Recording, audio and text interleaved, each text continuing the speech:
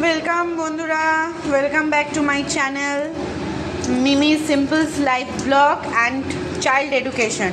বেগুনি ভাজা হচ্ছে রাত্রির বেলা, গরম গরম বেগুনি, বৃষ্টির দিনে। তাও বৃষ্টি বন্ধ হয়ে গেছে।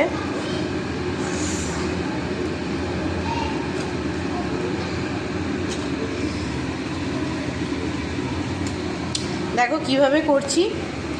ফার্স্ট এরকম পিস করে নেওয়া বেগুনগুলো বেসনে ডুবিয়ে দিলাম।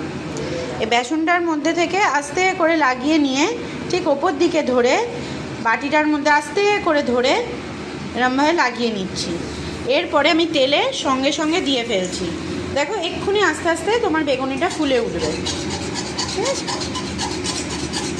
দেখো বন্ধুরা বেগুনিটা ফোলা শুরু হয়ে গেছে।